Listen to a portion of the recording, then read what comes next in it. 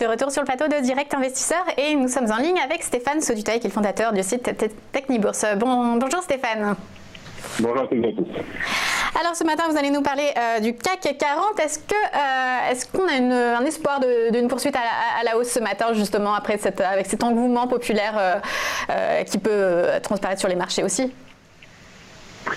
C'est vrai que ça ne peut pas faire de mal, bien entendu, à la bourse de Paris, même peut-être un petit peu au contraire. Alors c'est vrai que ça, c'est pas vraiment très évident. Hein. On est dans un marché un peu calme. Alors est-ce que c'est dû à l'été? Est-ce qu'un certain nombre d'investisseurs commencent à partir en vacances? C'est vrai qu'entre le 15 juillet et 15 août, voire même jusqu'à fin août, on ne peut pas dire qu'il y ait des volumes de transactions débordants. Donc ceci explique également cela. Alors ce qu'il faut voir, c'est qu'on a quand même un biais qui reste un petit peu haussier tant qu'on se maintient au-dessus des 5350-5400 points. On avait eu du mal à regagner ce niveau ces dernières semaines. Ça a été fait en fin de semaine dernière. Donc là, cette semaine, il faut confirmer. Il faut transformer un petit peu l'essai. Il faut se maintenir au-dessus des 5350, 5400 points pour peut-être espérer grignoter un petit peu plus, c'est-à-dire aller chercher les 5005, voire 5550 points.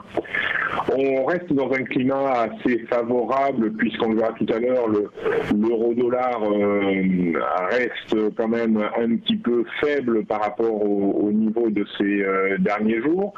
Les marchés américains sont pas si mal que ça, donc en fait on a des facteurs de soutien en provenance des États-Unis et de l'euro-dollar. Donc c'est bon à prendre, c'est pour ça que on n'a pas de retour en arrière violent sur le CAC 40. Donc voilà, je pense que cet été avait mal commencé au mois de juin. On avait une baisse assez importante, assez linéaire. On s'était arrêté sur un niveau de support un peu providentiel vers les 5250 points. Et puis, ce début du mois de juillet, alors que c'est l'effet Coupe du Monde, je ne sais pas, mais on a quand même retrouvé des niveaux un petit peu plus intéressants, cassé des niveaux également intéressants, comme je vous disais, 5250, 5400. Tant qu'on se maintient au-dessus de ce niveau, il y a encore l'espoir peut-être de monter un peu plus haut. Mais bon, la probabilité hausse-baisse, je dirais, est quand même quasiment équilibrée. Je dirais 55% de chances qu'on monte, 45% de chances qu'on revienne peut-être en dessous des 5350 points à terme. Donc voilà, il ne faut pas s'enflammer non plus. Voilà, c'est une situation un peu estivale, je dirais, sans trop de volatilité pour le moment. Et avec la saison des résultats qui s'annonce, comment le CAC est-ce qu'il peut trouver une tendance? Pardon, je ne vous ai pas bien entendu. Avec la saison des résultats qui s'annonce, est-ce que le CAC peut trouver une tendance à la hausse, à la baisse? Alors c'est vrai que les résultats devraient peut-être être soutenus un petit peu par la rechute de l'euro ces dernières semaines et ces derniers mois. Alors est-ce que ça se verra vraiment dans les faits? On va attendre les premières publications. Mais si effectivement les publications sont plutôt pas mauvaises, ça peut être également un petit facteur de soutien et permettre de rallier peut-être la zone de points ou annuelle qu'on estime vers les 5600, 650 points. Alors il y aura quand même des étapes intermédiaires, comme je le disais tout à l'heure, une grosse zone de résistance entre 5500 et 5550 points, qui ne sera pas facile à déborder sans effectivement des éléments fondamentaux plus tangibles, soit sur le fond de la micro, soit sur le fond de la macro, soit éventuellement sur le fond des devises qui réenclencherait une vague de baisse au niveau de l'euro. Mais bon, pour l'instant c'est un petit peu difficile à dire. On va attendre la première salle de résultats pour voir si ça soutient le CAC. Et justement, on passe à l'euro-dollar. La semaine dernière, vous nous parliez de la barrière des 1,18. On a quand même du mal à la franchir, on a l'impression. Oui, c'est vrai que un peu comme un boxeur qui est KO, l'euro a du mal à se relever. Il y a eu une forte baisse, pour moi corrective, dans un horizon moyen long terme, qui l'a ramené de 1,2650 à près de 1,15. Et là, en fait, on est un peu groggy, bien sûr, toujours. On a trouvé quand même des points de support très intéressants sur un niveau de support long terme autour des 1,15.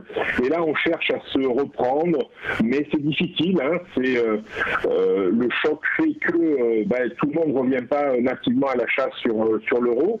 Il y a cette zone, en fait, il y a, je dirais, 3 zones à surveiller pour vraiment parier sur un retour en forme de l'euro. La première zone qu'il faudra déborder, c'est autour des 1,18, qui ouvrira un potentiel sur 1,20.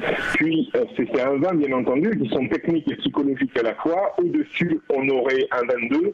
Et puis, c'est seulement le débordement de 1,22 qui nous permettrait de repenser vivement à une reprise vers les points hauts annuels, vers les 1,26. Donc, le chemin est long, compliqué. On voit qu'on est dans une situation un petit peu d'attente. On essaye de construire des fondations pour prendre appui, pour essayer justement d'aller déborder ces niveaux techniques très importants, 1,18, 1,20, 1,22. Donc voilà, c'est ni perdu ni gagné. J'ai un peu de mal quand même à me projeter bien en dessous de 1,15 sur l'euro, parce que bon, il y a quand même de moins en moins de quantitative easing et plus en 2018. Et puis les États-Unis ont plutôt intérêt à laisser filer le dollar. Donc voilà, il y a quand même un facteur, à mon sens, à pression à court moyen terme qui fera qu'on aura quand même toutes les peines du monde à repasser en dessous de 1,15 et peut-être à remonter tranquillement, graduellement, palier après palier au cours de ces prochaines semaines, voire de ces prochains mois. Et du côté des marchés américains, vous nous signaliez le Dow Jones qui a franchi les 25 000 points vendredi. C'est une zone compliquée. Pourquoi justement ? En fait, on arrive dans une zone un peu compliquée parce que historiquement, c'est-à-dire depuis le début de l'année, on voit que c'est une zone que l'on a vraiment énormément de mal à franchir. Cette zone est symbolisée sur le graphique que je vous ai envoyé par un rectangle orange entre 25 500 et 25 800 points. À chaque fois qu'on s'est rapproché de cette zone depuis février, on a été renvoyé dans les cordes, renvoyé vers le sud. Mais on dispose également, le Dow Jones dispose également d'une sacrée zone de support que l'on peut définir entre 23 500 et 24 000. Donc en fait, on est clairement piégé entre deux zones, une zone de support, une zone de résistance, c'est classique. Alors, si on a une petite réflexion un petit peu plus globale sur le Dow Jones, eh bien en fait, les investisseurs se posent la question de dire, voilà, est-ce qu'on n'a pas trop vendu au mois de février et est-ce que finalement il reste un potentiel de hausse, ou est-ce qu'on n'a pas assez vendu au mois de février et il reste un potentiel de baisse? Eh bien, cette réflexion antinomique, si vous voulez, balade le Dow Jones entre cette zone, entre les 23 500 et 24 000 points, et entre les 25 500 et 25 800 points.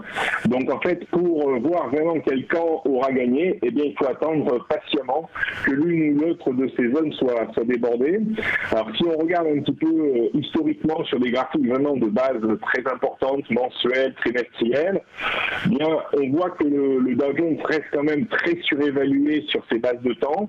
Donc, je dois dire que si on arrivait à mettre en place de nouveaux points hauts dans les prochains mois, ce serait peut-être plus dangereux à terme que salvateur.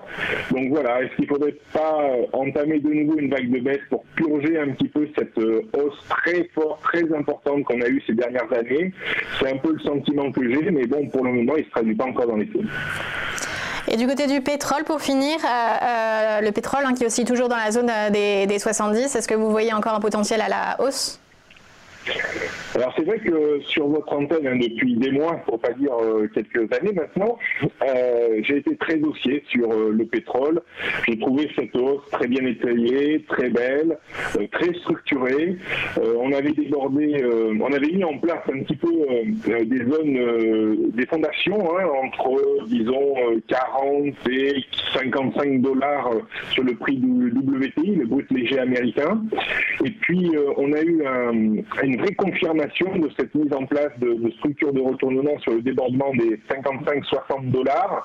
Et le potentiel, en fait, était mécaniquement, certains chartistes y verront des structures en double creux qui offrent des objectifs chiffrés. Et cet objectif chiffré était autour des 75 dollars le WTI. Et ces 75 dollars ont été atteints la semaine dernière. Pas longtemps, on a vite reflué sous ce niveau. Alors, la question que je me pose maintenant, c'est est-ce que finalement on a atteint vraiment un point haut majeur sur le pétrole? Est-ce qu'il y a encore un potentiel de hausse sur 80, 85, voire plus haut? Pour le moment, je dirais que le pétrole est bien valorisé, et qu'on va peut-être faire un long stop entre 55 et 75. On va peut-être entamer une phase de correction plus ou moins horizontale.